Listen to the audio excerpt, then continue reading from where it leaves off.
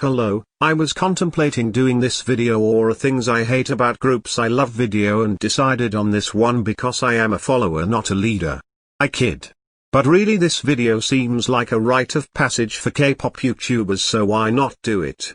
Quick disclaimer, of course though, I love all of these groups and this video is not meant to harm their reputation, make fun of them, or be outright mean.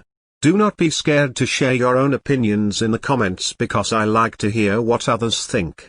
Anyways, on with the video. X1 should have not had disbanded. I don't really think this is very unpopular, but literally X1 worked so good together and they were all very talented. Also, I don't think it's fair they had to disband while IZ*ONE did not. I love IZ*ONE so much and I'm so glad that they are still together producing great music. But I can't help but think that Mnet disbanded X1 just so they would not have to pay a larger sum of money to those who were left out of the group. I think X1 could have gone on to be huge together, and it's really a shame they did not ever truly show their true potential as one, but of course I will continue to support them in their future endeavors. This next one is also not that controversial, I don't think, but Treasure has not put out the best music. Let me explain.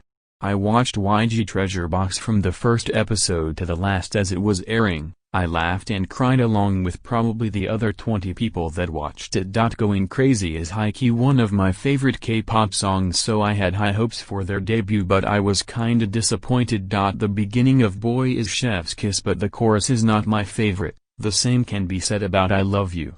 Is just no. It sounds too sexual and half of the boys are minors. I hate it. I just hope YG can pick out better title tracks for them in the future because I love them so much and I want everyone else to also, but their music turns a lot of people away, which actually brings me to my next opinion.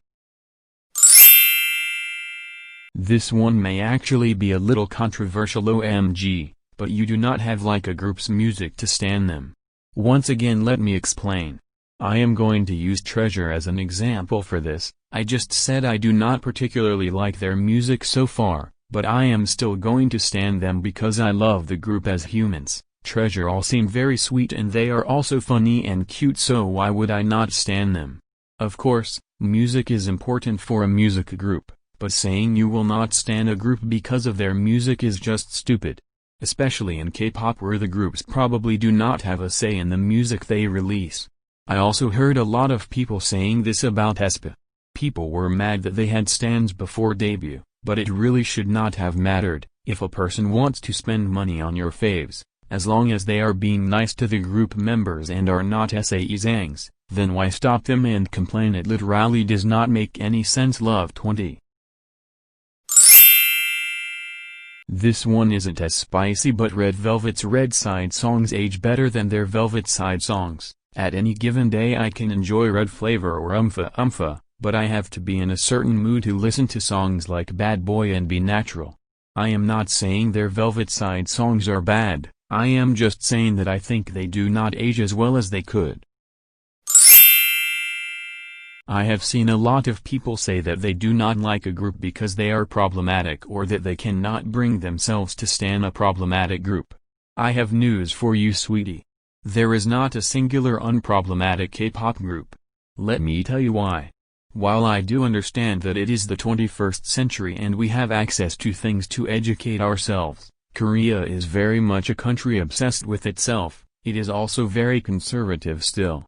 I am no expert on Korea's curriculum that they teach in school, but I am pretty sure they are not learning about the United States' excessive history or any other country's history for that matter, unless it is close to them like Japan or China.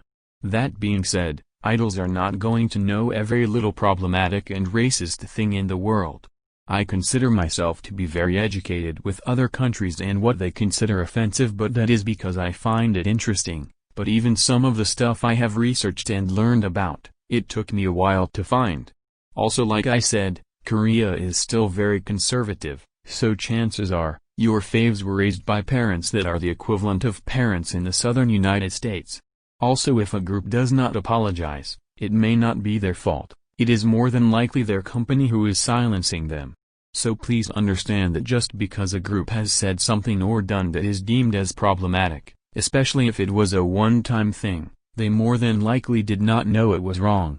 I am all for educating idols, and I think they should be educated more since K-pop has become globalized, but that should be on the companies to find ways to educate them.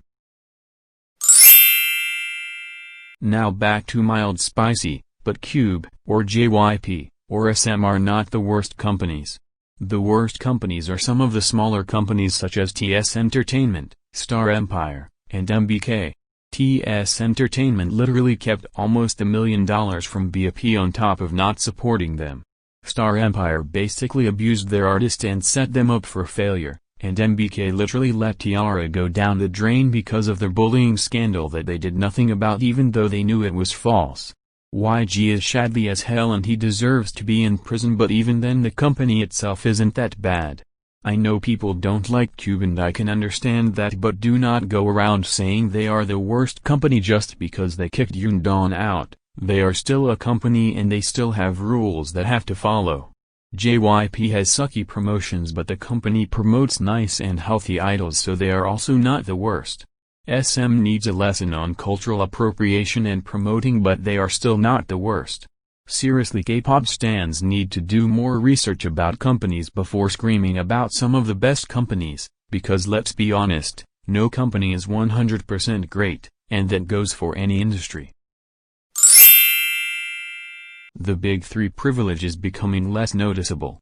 I have not heard a K-pop opinion about Big Three privilege in a while, so let me explain what it is, or what I define it as. A lot of people used to think that saying a group had a Big Three privilege, being from JYP, YG, and SM, meant that the idols were not trained as hard as those from smaller companies. Of course that is false. If anything, the trainees from the Big Three are probably trained harder than those from smaller companies.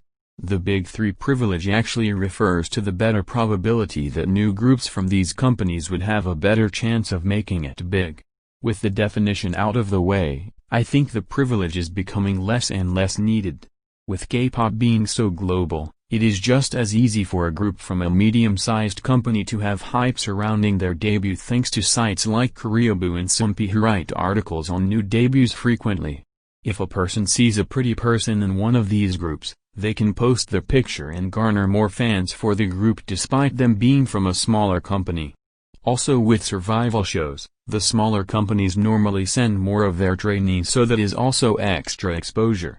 Basically what I am saying is that there is a chance that in the future the Big Three may be less sought after, but who knows, only time can tell.